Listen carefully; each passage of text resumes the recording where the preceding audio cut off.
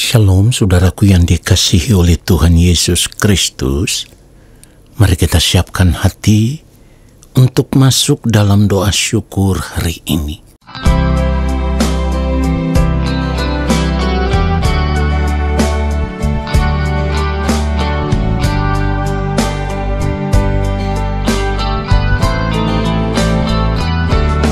Dengan apakah seorang muda mempertahankan kelakuannya bersih dengan menjaganya sesuai dengan firman-Mu.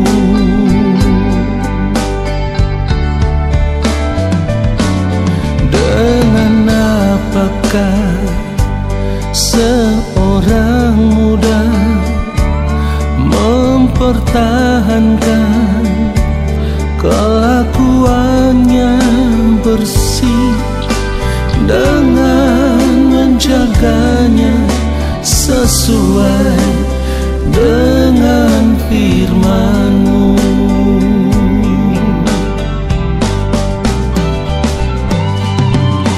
Dalam hatiku aku menyimpan janji-Mu, supaya aku jangan berdosa terhadap Engkau.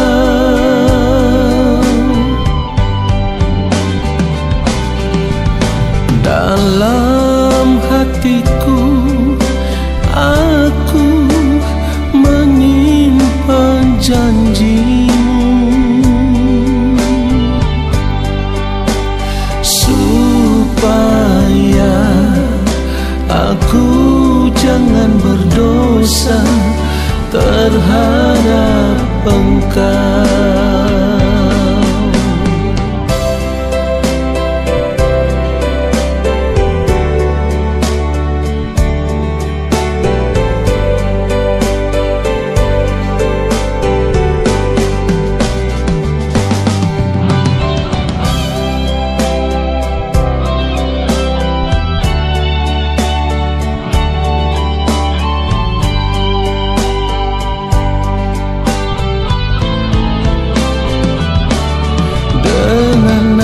Apakah seorang muda mempertahankan kelakuannya bersih dengan menjaganya sesuai dengan firman-Mu.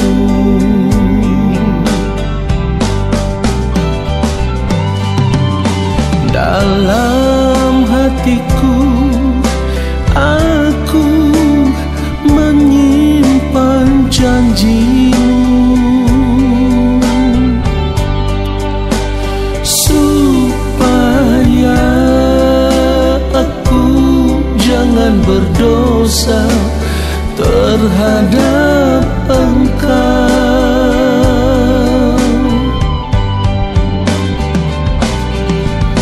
Dalam hatiku aku menyimpan janji-Mu, supaya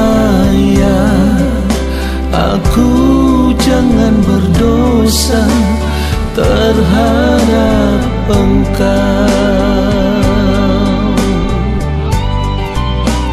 Supaya aku jangan berdosa terhadap Engkau.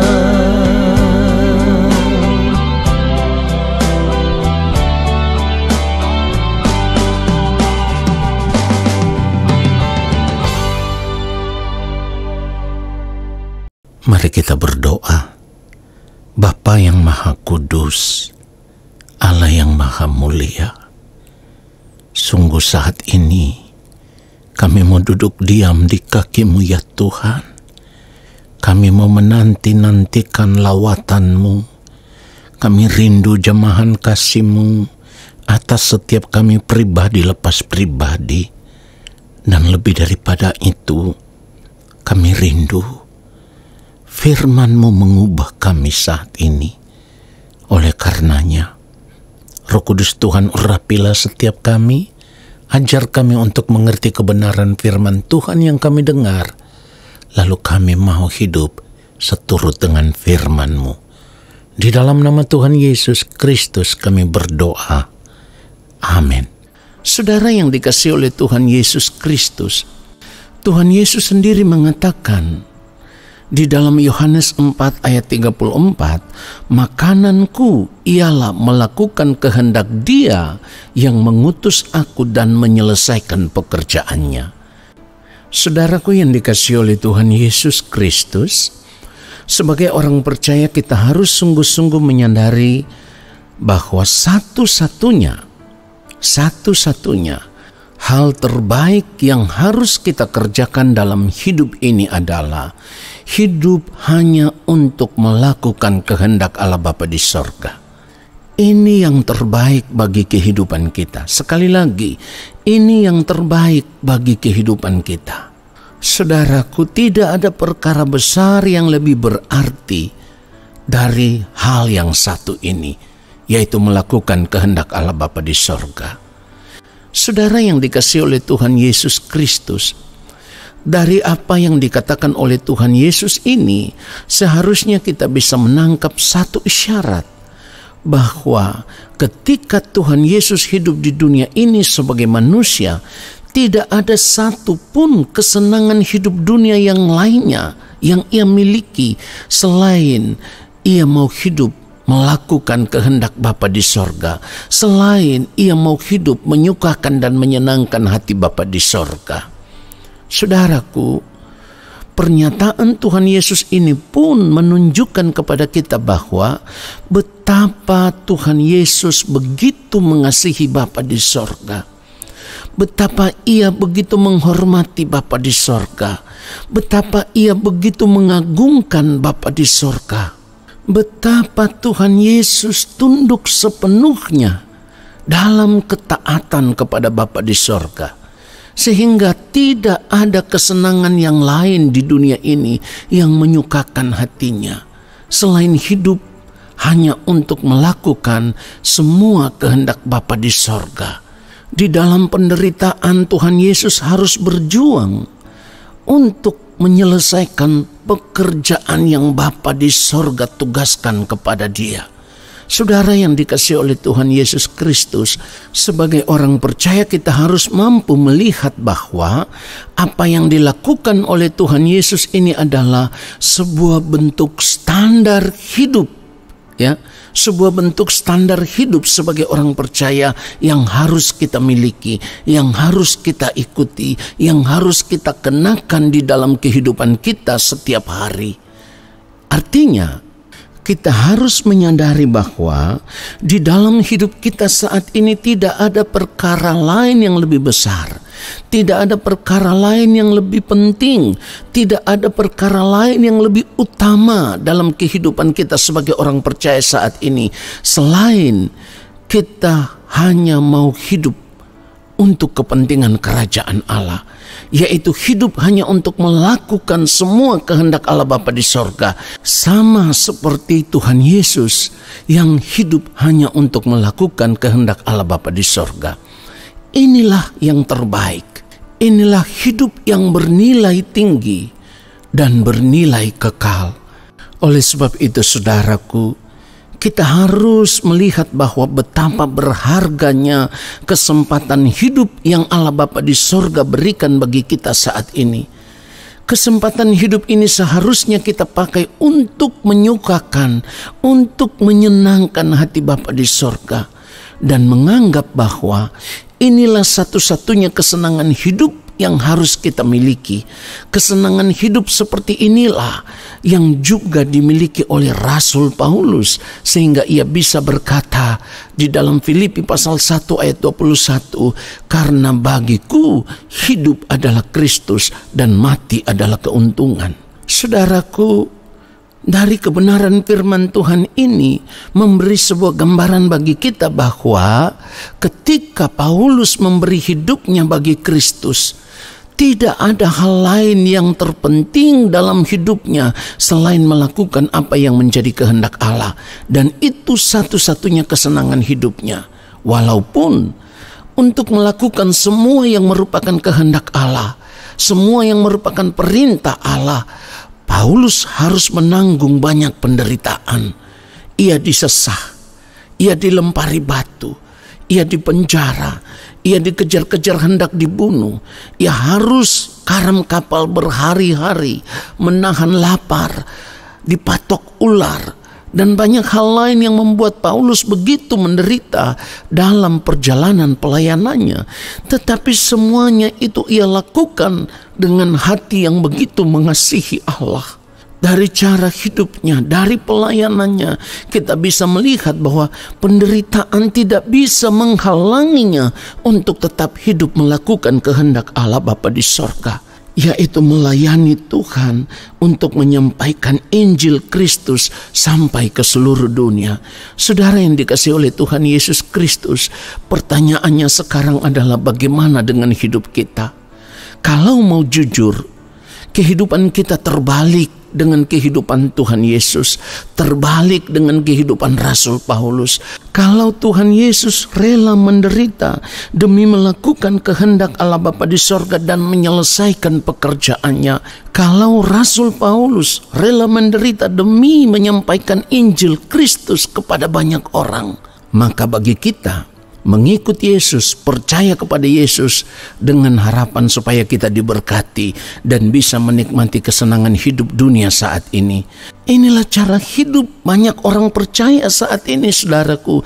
Ketika tidak diberkati, mereka mulai mundur dan berbalik meninggalkan Tuhan. Saya harus katakan dengan tegas, ingat baik, Tuhan tidak rugi kalau saudara meninggalkan Tuhan. Saudara, kenapa demikian? Kenapa ada begitu banyak orang percaya yang tidak rela untuk menderita? Kalau menderita berbalik meninggalkan Tuhan, kecewa sama Tuhan. Saudara, hal ini terjadi karena mereka lebih suka hidup menikmati apa yang dunia tawarkan saat ini. Sehingga apa yang Tuhan Yesus perintahkan, apa yang Tuhan Yesus tawarkan, cara hidup yang benar di hadapan Bapa, supaya hidup melakukan kehendak Allah Bapa di sorga, itu sama sekali tidak menarik bagi banyak orang saat ini. Sama sekali tidak menarik. Yang menarik bagi mereka adalah ketika mengikut Yesus harus diberkati. Nah saudara, kenapa ini terjadi? Yang pertama, karena kita sudah terlanjur menerima didikan dunia yang salah. Yang kedua, karena selama ini kita sudah terlanjur menerima pengajaran yang salah. Yang diajarkan adalah kalau mengikut Yesus pasti diberkati. Dan ini adalah penyesatan terselubung yang tidak pernah disadari oleh banyak orang percaya.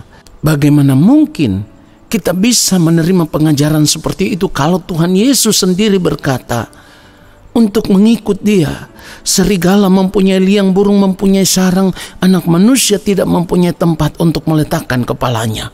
Nah saudara, satu hal yang harus kita sadari saat ini sebelum terlambat, kalau kita tidak mau berubah dari cara hidup kita yang salah selama ini, kalau kita tidak mau hidup hanya untuk melakukan kehendak Allah Bapa di sorga, di mana sekalipun dalam melakukan kehendak Allah Bapa di sorga itu kita harus menderita, maka saya mau katakan, ingat baik, di balik kematian nanti kita tidak akan pernah dikenal oleh Tuhan. Tuhan Yesus sendiri berkata di dalam Matius 7 ayat 21, bukan setiap orang yang berseru kepadaku Tuhan, Tuhan akan masuk ke dalam kerajaan sorga, melainkan dia yang melakukan kehendak Bapa-Ku yang di sorga. Perhatikan itu saudaraku. Jadi ingat, Tidak ada jaminan lain yang dapat membuat kita bisa diterima di dalam kerajaan Allah Bapa di sorga selain kita hidup melakukan kehendak Allah Bapa di sorga. Melakukan kehendak Allah Bapa di sorga sama dengan kita hidup mengerjakan keselamatan dengan takut dan gentar. Dan ini menjadi bukti bahwa kita begitu mengasihi Bapa di sorga lebih dari apapun. Biarlah kebenaran firman Tuhan ini memberkati kita semua. Amin. Mari kita berdoa, saudaraku. Allah Bapa yang Maha Kudus, kami sungguh bersyukur untuk kebenaran firman-Mu yang sudah menasehati kami, bahkan sudah menyadarkan kami, di mana kami harus memperhatikan setiap gerak kehidupan kami selama kami masih hidup di dunia ini. Tidak ada perkara lain yang lebih utama, yang lebih penting yang harus kami lakukan daripada hidup melakukan apa yang menjadi kehendak-Mu ya Allah. Terima kasih untuk kebenaran firman-Mu ya Bapa. Kami sungguh disadarkan dan kami mau mengambil keputusan untuk berjuang di sepanjang hari-hari hidup kami selama kami masih hidup di dunia ini. Kami mau berjuang hanya hidup untuk melakukan kehendak-Mu karena kami rindu pada akhirnya Bapa boleh menemukan kehidupan kami berkenan di hadapan Bapa. Kami rindu pada akhirnya ketika kami berada di balik kematian, kami boleh dilayakkan sebagai anak-anak Bapa yang diterima di dalam kerajaan-Mu ya Allah. Kami bersyukur untuk firman-Mu. Saat ini kami percaya Engkau akan memberkati kehidupan kami. Segala berkat kasih karunia daripada Allah Bapa di sorga, rahmat cinta kasih dari Tuhan Yesus Kristus, di dalam persekutuan yang manis dengan Roh Allah yang kudus, turun atas kehidupan kami, menyertai langkah hidup kami dan memberkati kami sekarang dan sampai selama-lamanya. Amin. Saudara, terima kasih sudah mengikuti doa syukur hari ini. Tuhan Yesus memberkati kita semua. Shalom.